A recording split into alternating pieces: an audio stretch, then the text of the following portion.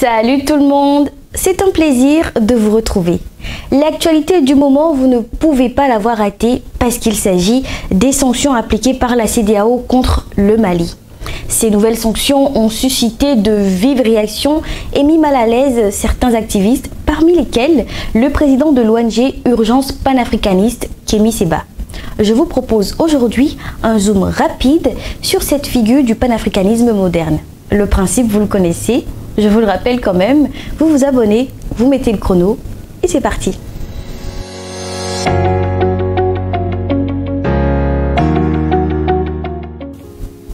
Dans une publication sur sa page Facebook qui compte plus de 900 000 abonnés, Kémi Séba a dénoncé la main de l'Occident derrière les sanctions imposées par la communauté économique des États de l'Afrique de l'Ouest au Mali.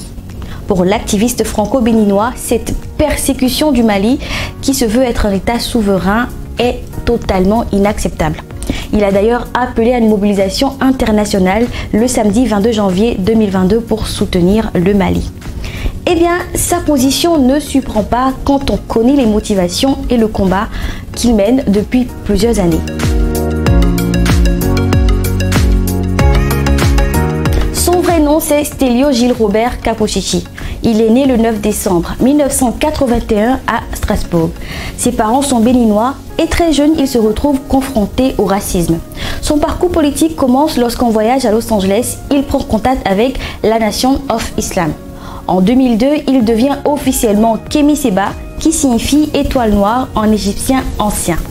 Il se fait connaître en France en tant que fondateur ou porte-parole de plusieurs organisations, notamment la Tribuca et Génération Kémi Séba, toutes deux dissoutes par décret pour apologie de la suprématie noire. Il a d'ailleurs été plusieurs fois condamné par la justice française pour provocation à la haine raciale, propos antisémites et outrage. Afrocentriste racial à ses débuts, Kémi Séba déclare abandonner sa vision racialiste en 2008 pour adhérer au panafricanisme. Ce nouvel engagement le fait devenir en quelques années une figure médiatique de ce courant idéologique en Afrique francophone. Kémi Séba quitte la France et s'installe au Sénégal en février 2011. Il poursuit son militantisme politique et devient notamment conférencier intervenant sur la thématique du panafricanisme au sein des universités darquoises. À partir de 2013, il est engagé en tant que chroniqueur politique sur la première chaîne de télévision privée du Sénégal, la 2STV.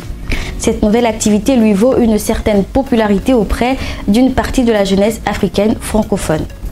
En 2016, Kémi Séba lance l'ONG Urgence panafricaniste qui se donne pour mission d'aider au développement de la médecine et de l'éducation en Afrique. Il mène à partir de l'année 2017, à la tête de son ONG, une lutte contre le néocolonialisme français.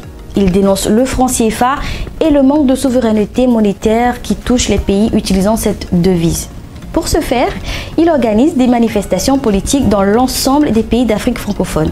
Et en août 2017, sur la place de l'Obélisque à Dakar, Kémi Séba brûle un billet de 5000 francs lors d'un rassemblement contre la France-Afrique. Il lança ainsi un appel à l'indépendance monétaire des États africains. Si la Banque de France a le droit de dire si oui ou non elle est d'accord par rapport aux décisions économiques de l'Afrique, eh bien c'est pour lui la preuve que le franc CFA est une monnaie caduque d'esclavagisme et de soumission. Cet acte lui vaut à la fois honneur et récompense d'un côté, et plusieurs expulsions pour menaces graves à l'ordre public de l'autre. En avril 2013, il publie Supra-Négritude.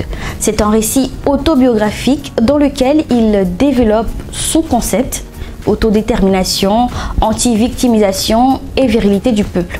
Après avoir publié deux autres essais, Black Nihilism en 2014 et Obscure Époque en 2016, Kémi Séba est parvenu à populariser ses idées panafricanistes et anti-impérialistes. Il cite et s'inspire entre autres de Cheikh Anta Diop, Patrice Lumumba et Thomas Sankara.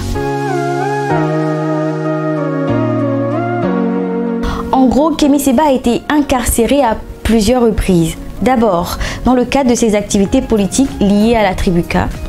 Puis en 2014, suite à l'agression d'un vidéaste qui avait fait un film à ses yeux diffamatoire sur son combat politique. Et en 2017 au Sénégal dans le cadre de sa lutte contre le franc CFA. fait, partout où il passe, Kémi Séba séduit les uns et agace les autres. L'activiste, qui est dans le viseur des autorités européennes, se présente volontiers comme persécuté de l'establishment. Le Sénégal, la Guinée, le Togo, le Burkina, la Côte d'Ivoire et le Mali l'ont également déclaré persona non grata. On se rappelle qu'il a traité l'ancien président malien Kaboré de passoire politique et qualifié Emmanuel Macron de petit président au cours d'une conférence publique. Pendant combien de temps, l'oligarchie française, vous allez faire semblant de ne pas comprendre ce que nous disons? Pendant combien de temps vous allez faire croire que c'est la démocratie, que c'est la protection du Mali qui vous intéresse, alors que vous n'avez jamais été intéressé par la souveraineté de ce pays? Vous avez colonisé hier, vous néocolonisez aujourd'hui, vous dépouillez, vous pillez, et vous avez l'arrogance et le culot de vous présenter comme les protecteurs de notre dignité. Alors que plusieurs médias occidentaux et même africains l'accusent de racisme et de suprématisme noir, Kémi Séba aime à répéter qu'il se sait sur la bonne voie. Selon lui, même si le combat est loin d'être terminé, la prise de conscience de la jeunesse africaine s'est amplifiée. Alors qu'il a été élu le 11 décembre 2021 leader d'opinion du panafricanisme lors de la cérémonie des Pan African Awards, Kémi Séba a refusé le prix, demandant à ce que ce dernier lui soit remis lorsque le néocolonialisme et la malgouvernance africaine seront complètement éradiqués. Voilà, c'est tout pour aujourd'hui, mais vous trouverez dans notre playlist une interview réalisée avec Kémi Séba dans laquelle il revient sur ses motivations et son combat. Je vous invite à la suivre et surtout, n'oubliez pas d'y laisser vos commentaires. Allez, à très bientôt!